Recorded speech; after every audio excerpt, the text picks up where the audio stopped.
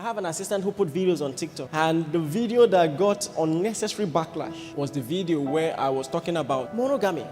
This popular, silent but popular debate in our generation that I want to address. What does the Bible say about marrying a second wife? I'm a Christian, and the lady in question is also a Christian. I believe he currently has a wife, the way it's drafted. Let me just say this, and we can address this with more detail, later, since this is a theological issue. I've heard a lot of people, so-called theologians, suggest that the Bible is silent on polygamy, and that's not true. You see, when you are a good student of the Bible, you know that everything relating to marriage, God refers to the beginning. So, a good example, the disciples had a question about divorce, or the Pharisees came to ask a question about divorce. Bear in mind that Moses already had a principle for divorcement, a procedure to follow. And this follows with the argument of maybe polygamy, because people use the law. The law is silent on it. And even some of the patriarchs of the faith, had multiple wives. So this is a parallel here. And Jesus did not answer based on what Moses said. He answered based on the beginning. He says, have you not read that in the beginning God made man and woman? He says, and he says, so what God joined together, let no one put asunder. Meaning, from God's initial order of things, you can get God's consistent mind about marriage and how it is to function. So, as it pertains to polygamy, if God wanted man to have multiple wives, he could have just formed, it wouldn't have cost him anything. So Adam would just open his eyes and, 3 beautiful ladies. And then this will not be a debate. Listen, what I'm telling you is how Jesus himself answered questions on marriage. To understand God's plan and God's priority and God's wisdom when it comes to marriage, you go to the first marriage. And then another thing you must bear in mind, a lot of people try to dismiss this. When I say to people that in 1 Timothy 3, God is giving the requirements for a bishop, and it says, amongst other things, he must be husband of one wife. A lot of people say, well, I'm not a pastor. But when you look carefully at that list, you will see that many of the things that were mentioned, if not all of them, were things that are expected of Christians also. So the logic is this: someone who will be a leader in the church should excel at the tenets of basic Christian devotion.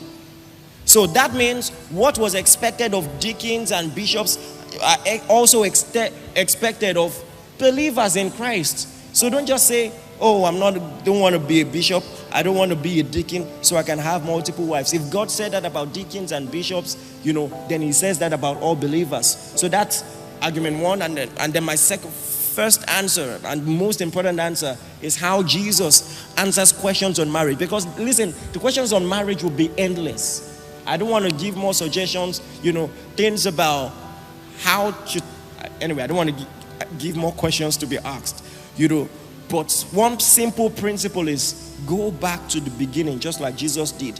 Go back even before Moses, because there are things that were permitted because of the hardness of the heart of people.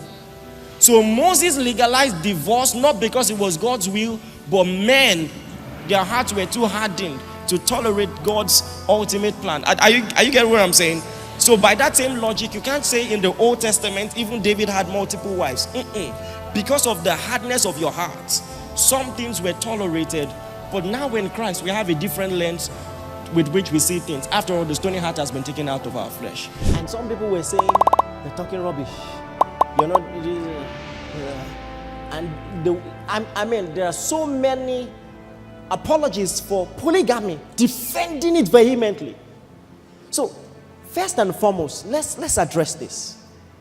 Assuming, just an assumption, assuming you wanted polygamy to be legal and everybody to be polygamous, how much is enough? How many wives? Let's say 4. If everybody had 4 wives, answer me objectively. Will that be the end of cheating? You see what I'm saying?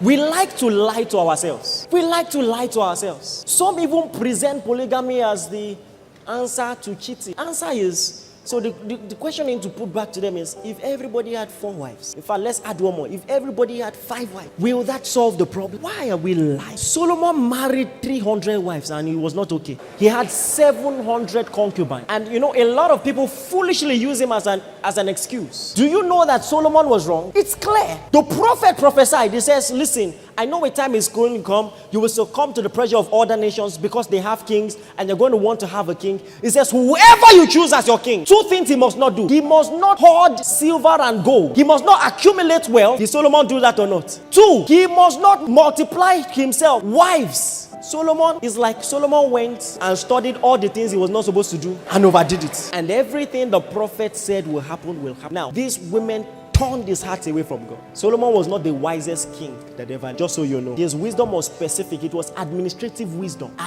So he was good in administration, but he wasn't wise. His wisdom had a context. Are you getting what I'm saying? And like I said, I'm going to say it again. It's usually broke people. Some people are arguing polygamy. Then people that are earning 70K are also arguing. No. Have they used poverty to swear for you? Are you determined to be broke in this life? Because I'm just wondering, what is the plan? Please listen carefully. Oh my God. Some of the popular arguments for polygamy will be this. Some patriarchs of the faith had multiple wives. So they will give examples of David, of Solomon, and all those things. But when they asked Jesus about divorce, and someone says, oh, that's about divorce, not about polygamy. Listen carefully. When they asked Jesus a question about divorce, and the argument was the same, Moses permitted it. Just the same way someone says, the Lord doesn't abominate polygamy. It's the same argument. And that's why I'm using it. Jesus said, from the beginning it was not so. He says, Moses, because of the hardness of your heart, permitted you to let go of your wives. He says, but from the beginning it was not so. It means that when you want to understand God's intent for marriage, you go to the beginning. You go to the beginning. And one sure way to have proven unequivocally that polygamy was God's will is if the first man opened his eye and saw 5 girls. And then Adam would now say, wow, these are now bones of my bones. And fleshes of my flesh. But that's not what happened. So God said, if you want to understand God's mind, go to the beginning. And it's the same with every other vice related to marriage and to sex.